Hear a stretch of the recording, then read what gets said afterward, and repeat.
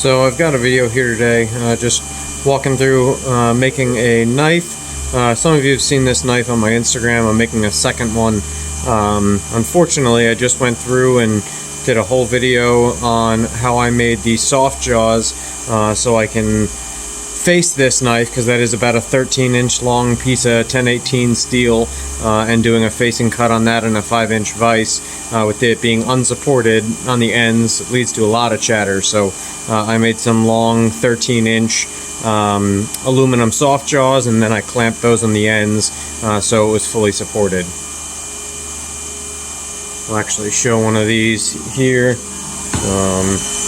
So this is the 13-inch long soft jaw. This is just a 1-inch by 2-inch piece of aluminum that I started with, and then I made a step and the pockets to hold the screws. So what you see here, unfortunately I did start at the beginning of this, and I filmed the entirety of this being made, including facing it, putting the holes for fixturing, and then what you see here, and I lost some of that video, or all of that video. So what I'm going to start with is the contour. So I'm just cutting this out now. Sorry, I'm going to have to turn the air coolant on.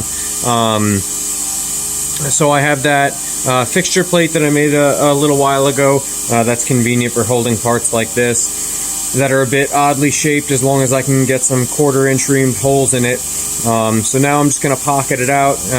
Once I'm done with that, there's an optional stop in so I can remove the excess material around the knife that it's cutting out. And then I'll go ahead and just film contouring the bevel and chamfering the knife and the whole process. I'll probably play this a little bit on the fast forward because some of these operations are extremely long. I'm limited to 3,000 RPM spindle, so using 1/8 inch tools and things like that, I can't really go all that fast. So I'll let you guys watch as this goes around and cuts out the profile for the knife.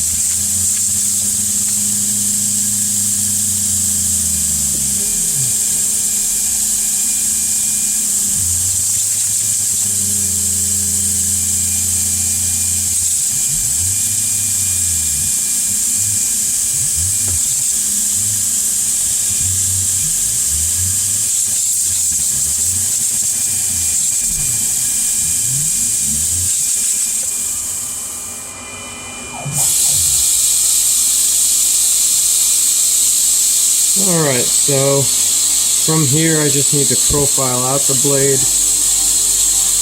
I pulled that piece of excess material off so that I didn't have to deal with that flapping around while I was trying to come in and do that profile. I basically just left, like a thousandth on the floor, enough so that I could pry the material out from inside of it. Now I'm going to go around and I'm going to profile all the way around the blade just to do a cleanup pass and make sure that I have a clean edge to do my chamfers. Left about 10,000th radial, so this is cleaning that up there.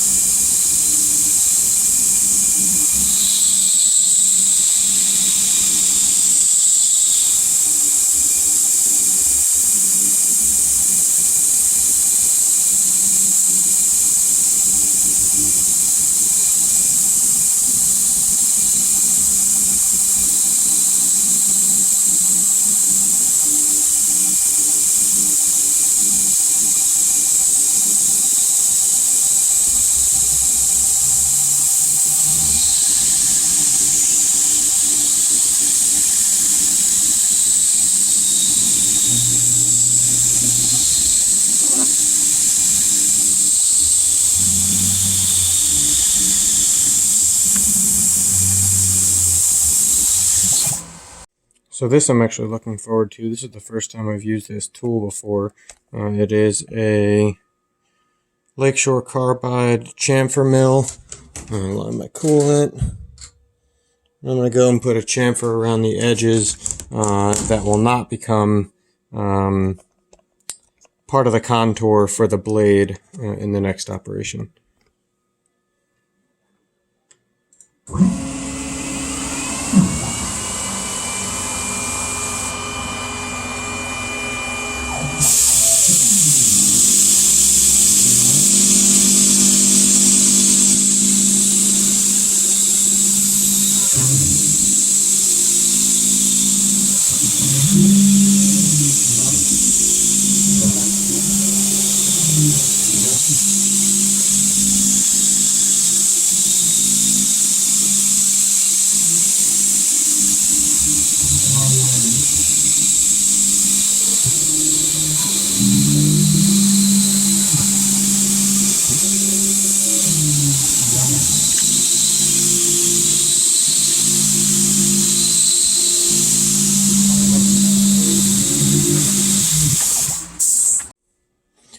So here we're going to do the last operation, which would be the bevel contour. Just going to slow it down at the beginning. Just going to plunge and then start that contour.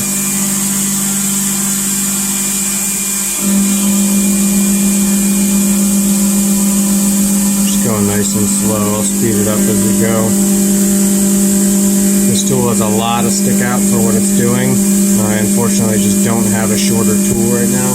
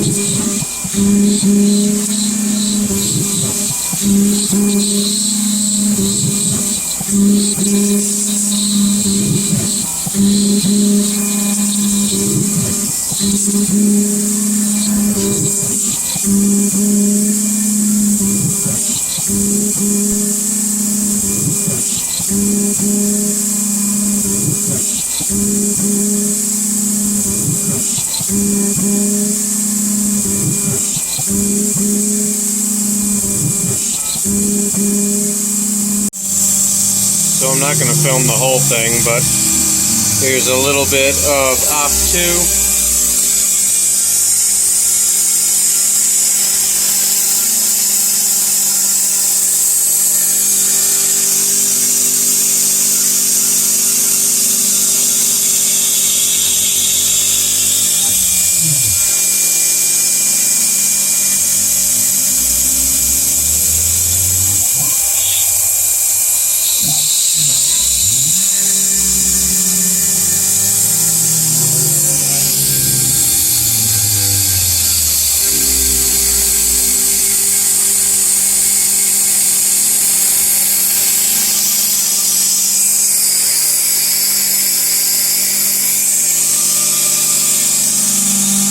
And then I'm just going to have to do the chamfer on this side.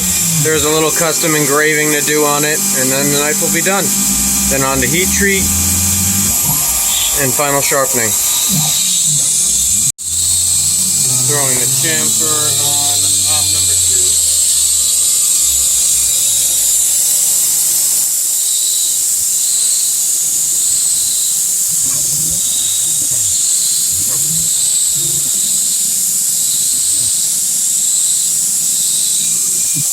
There's little flashing on the edge here. The future I'll probably do up 10,000 there.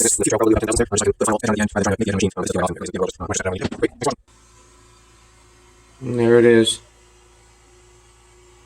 And this little flashing on the edge here, because I did have that come down to a 0 thickness. In the future, I will probably leave about 10 thousandths there, just so I can put a final edge on it at the end rather than trying to make the edge on the machine. But this does peel right off, and it really isn't the end of the world, just one extra step that I don't really need to do. Great. Thanks for watching.